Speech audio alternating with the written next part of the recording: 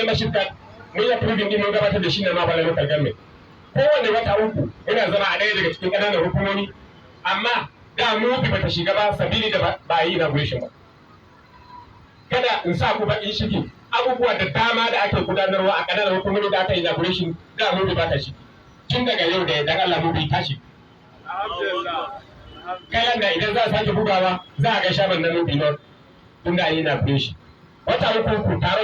ana kiran taron JLC Joint Legal Council mun yi a ƙananan hukumomi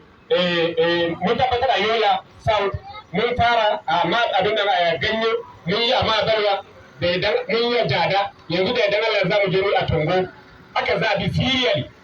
daga Tongo sai Numan sai Yola North sai Son sai Giro sai haka dai ku wanda kuna a matsayi na 10 a rantsarwa ƙaramar hukumar ta Mubi North kuna matsayi na 10 an riga an rantsar da ƙananan hukumomi guda 9 akwai wanda suka yi fomin ba a rantsar ba to sai an zaga ƙananan hukumomi 9 a wata uku nan sannan a iso a zo a yi irin wannan taron a nan a Mubi insha Allah haka kuma goron sallah da aka shirya wanda aka soma bana a yi ƙananan hukumomi wanda aka yi inauguration din wanda da an tsara da ƙananan hukumomin gaba a yi inauguration ba za su shiga sai daga baya muka ce to tun da muna encouraging nasu su yi kokari su yi inauguration me yasa kuma za mu sake tura musu wani program wanda zai sa su wahala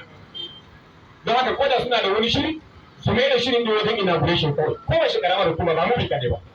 shi yasa muka ce duk karamar hukumar da ba ta yi inauguration ba ba za mu sake tura mata wani program ba babu wani program da ya fi su yi inauguration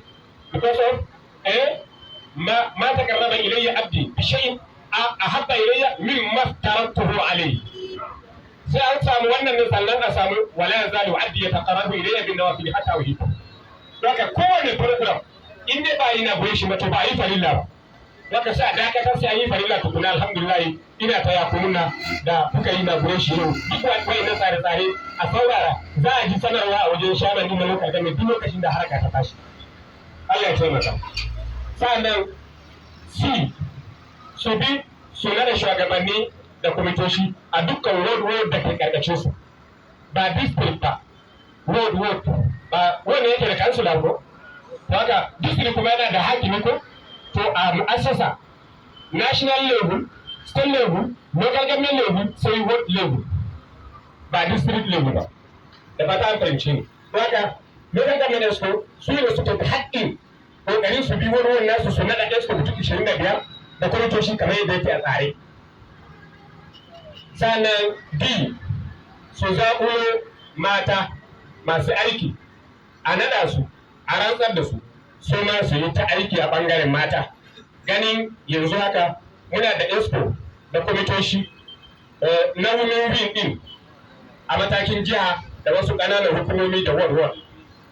kwanan baya kafin azumin nan mun je kuyi aka rantsar da expo na women wing ɓangaren mata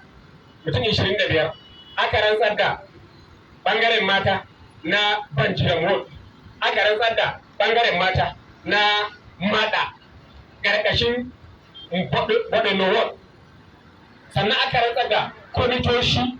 na ƙarƙashin esco na gudu local government mata sun kai 110 abu aka rantsar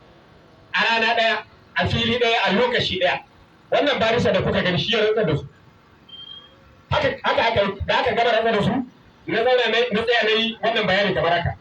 kafin nan an riga rantsar da esco na ɓangare mata na shirin local government kafin daga baya rantsar da esco na mata na ma'aikata local government shekaran jiya wancan ran juma'a su esco na mata bangaren ma'aikata local government suka haɗu da wasu bangaren mata suka kawo ziyara wa shiga Ibrahim Daware mota guda 6 mota 6 suka zo sun yi kusan mutum kusan 200 haka da manyan motoci suka kawo wa shi ziyara sai bayan kwana biyu juma'a asabar jiya muka zo